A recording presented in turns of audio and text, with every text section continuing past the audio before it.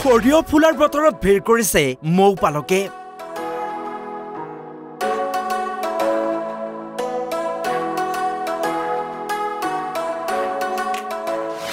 মৌ বাহৰ বাকচ লৈ পথাৰতেই বাস কৰিছে মৌ পালক।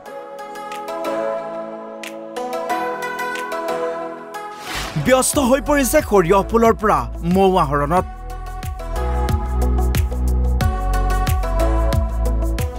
একোটা ছিজনত উপাৰ্জন কৰিছে 8 পৰা 9 লাখকৈ টকা। খুনুৱালী ধান চপোৱাৰ পিছতেই এতিয়া হালধীয়া হৈ পৰিছে পথাৰসমূহ। যিমান দূৰলৈ চাবা সিমান দূৰলৈ কেৱল সৰিয়হ ফুল। কিছুদিন পিছত কৃষকে সৰিয়হ তুলিব যদিও এতিয়া সৰিয়হ ফুলৰ পৰা মৌ আহৰণত ব্যস্ত হৈ পৰিছে মৌ পালকসকল। এই যে বাকচসমূহ দেখিছে ইয়াতে মৌমাখি লৈ পথাৰত মৌ আহৰণৰ বাবে এৰি দিছে। ধুবুৰীৰ গৌৰীপুৰৰ বিভিন্ন অঞ্চলত এনেদৰেই বাহৰ পাতিছে বহিৰাজ্যৰ মৌ পালকে। বাকচত জাকে জাকে মৌমাখি লৈ পথাৰতে বাহৰ পাতি মৌ আহৰণ কৰিছে তেওঁলোকে।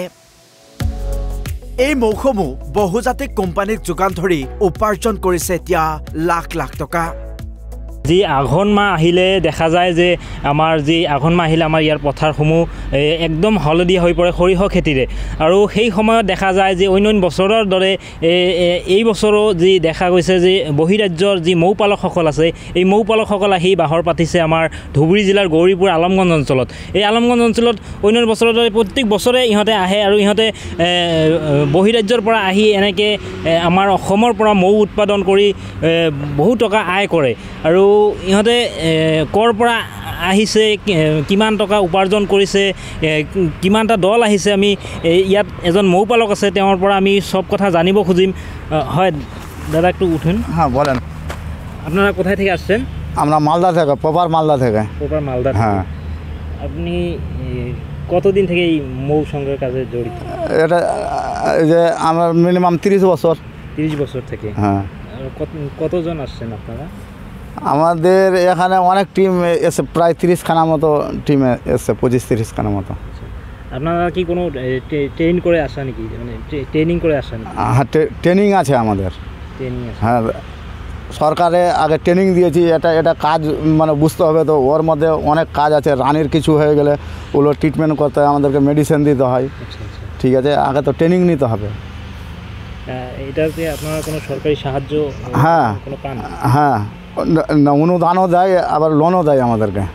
আপনাদের ওয়েস্ট বেঙ্গল সরকার অনুদান দেয়? অনুদান দেয়। কত টাকা অনুদান দেয় আনুমানিক? না আমার তো এই যে এবারে দিয়েছে 5 লাখ দিয়েছে, এটা মানে লোন হিসাবে। তো এই যে ওখান থেকে 1 লাখ টাকা সাবসিডি দিবে। মানে এটা দিয়ে দিতে গেলে তারপরে 10 লক্ষ টাকা দেবে। এই যে এইভাবে অ্যামাউন্ট বাড়বে। আপনারা এই গোটেই মানে সারা বছরটাই মধুই কালেকশন করেন আপনারা? না না, এটা মানে যখন সিজন মানে অফ হয়ে গেল কিনা বাড়িতে রেখে দিলাম। আমাদের আম বাগান জমি জায়গা আছে, তখন আমের বিজনেসে মানে ভিড়ে গেলাম। সব আম গুয়াহাটি আছে আমাদের, গুয়াহাটি, তারপরে গ্যাংটক, এগুলো বিভিন্ন জায়গায় পাঠায় আম লিচু।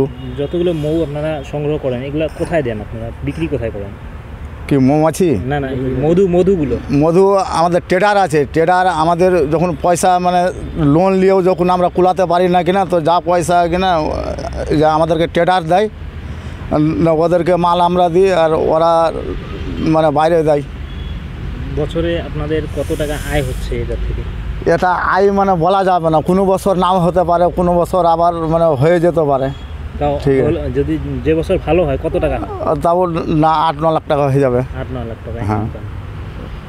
কিন্তু দেখা গৈছে যে যি সময়ত আমাৰ অসমৰ শিক্ষিত যি নিবনুৱা কাম বিচাৰি হাবাথুৰি খাব লগা হৈছে, সেই সময়ত কিন্তু যি বহিৰাজ্যৰ মৌপালকসকল আছে এই মৌপালকসকল অসমত আহি মৌ সংগ্ৰহ কৰি প্ৰায় বছৰে 8 পৰা 10 লাখ টকা ইহঁতে ইনকাম কৰি আছে আমাৰ অসমৰ পৰা। যে এনে সময়ত যদি আমাৰ অসমৰ যি নিবনুৱাসকল আছে ইহঁতেও যদি এনেকৈ ট্ৰেইন লৈ যদি মৌ উৎপাদন কৰে, তেনে এটা যি আমাৰ যি কৰ্মসংস্থাপনৰ যি এটা অভাৱ, সেই অভাৱ অলপ হ'লেও হকা দিব বুলি মই ভাবোঁ।